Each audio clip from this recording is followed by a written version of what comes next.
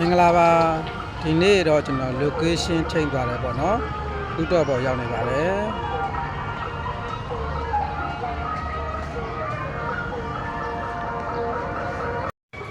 ဒီနေ့ကျွန်တော်ပြောချင်တာကတော့အသက်အာမခံထားရင်ဘယ်လိုအကျိုးကျေးဇူးတွေ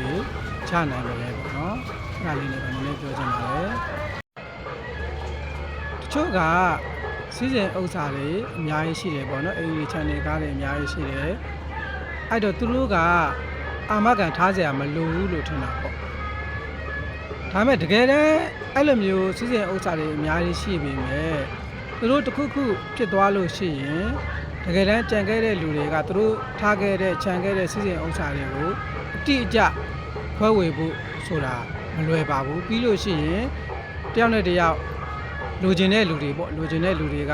အချင်းချင်းမောင်နှမချင်းလည်းဖြစ်ရင်ဖြစ်မယ်တူတူမတွေလည်းဖြစ်ရင်ဖြစ်မယ်တယောက်နဲ့တယောက်ရန်နေဖြစ်ကြငွေလူကြတချို့ဆိုရင်တရားစွဲကြအထိတရားရုံးရောက်တဲ့အထိပေါ့နော်အဲ့လိုမျိုးတွေတောင်ဖြစ်ကြတယ်ပေါ့ဒါပေမဲ့ကျွန်တော်တို့အသက်အာမခံထားလို့ရှိရင်တော့ beneficiary ကိုဘယ်သူ့ကိုဘယ်နေရာခိုင်နှုန်းပေးခြင်းလဲဆိုတာကိုသတ်မှတ်ထားလို့ရတယ်အဲ့အတွက်ကျွန်တော်တို့ကစကားများနေစရာမလိုဘူးအချင်းများနေစရာမလိုဘူးအငင်းပွားနေစရာလည်းမလိုတော့ဘူးပေါ့နော်တခါတည်းကိုပေးခြင်းတဲ့လူစီကိုဒါလည်းရောက်ပါတယ်အဲ့ဒါကအချက်ကလေးတစ်ချက်ပေါ့ဒါအသက်အာမခံထားလို့ရှိရင်ရနိုင်တဲ့အချက်တွေအများကြီးတွေကနေပြီးတော့အဲ့ချက်လေးတစ်ချက်ရှိပါတယ်ဘသူကိုဘယ်လောက်ပေးခြင်းလဲဆိုတဲ့ဥစ္စာကိုသတ်မှတ်ထားလို့ရတယ်လို့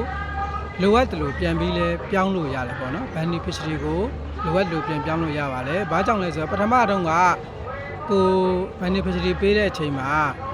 ဒီလူတစ်ယောက်ကတော့ကောင်းတယ်ဒီသားကကောင်းတယ်ဒီသမီးကကောင်းတယ်ဒီတူမကတော့ကောင်းတယ်တော်တယ်ဆိုပြီးတော့ပေးဖို့စဉ်းစားတာပဲဒါပေမဲ့နောက်ပိုင်းမှာသူကကြီးလာတဲ့အခါမှာဒုံမို့အခြေအနေတစ်ခုခုကြောင့်ပျက်စီးသွားတာမျိုးမကောင်းဖြစ်သွားတာမျိုးကိုနဲ့အဆင်မပြေတော့တဲ့အချိန်မှာလည်းအဲ့က beneficiary ကိုပြန်ပြောင်းလို့ရပါတယ်အာမခံဆိုတာကတူးချင်း individual ပဲထားလို့ရတာမဟုတ်ပါဘူး group နဲ့လည်းထားလို့ရပါတယ်တချို့ company တွေဆိုလို့ရှိရင်သူ့ company မှာရှိတဲ့ဝန်ထမ်းတွေကို group နဲ့အသက်အာမခံထားပေးတာမျိုးချမ်းသာရေးအာမခံထားပေးတာမျိုးဒါမျိုးလုပ်ထားပေးတာရှိပါတယ်ဒါဆိုလို့ရှိရင်သူကငါ company မှာရှိတဲ့ဝန်ထမ်းကိုချမ်းသာရေးပါတာဝန်ယူတယ်အသက်အန္တရာယ်တစ်ခုဖြစ်နေအောင်မှပဲတာဝန်ယူတယ်ဆိုတာမျိုးကိုသူကပြောနိုင်ပါတယ်သူ့ရဲ့သိက္ခာပို့ပြီးတော့တက်နိုင်ပါတယ်အဲဒါကြောင့်groupနဲ့လည်းထားလို့ရတယ်ဆိုတဲ့အကြောင်းလေးကိုပြောချင်ပါတယ်အဲ့တော့ကျေးဇူးတင်ပါတယ်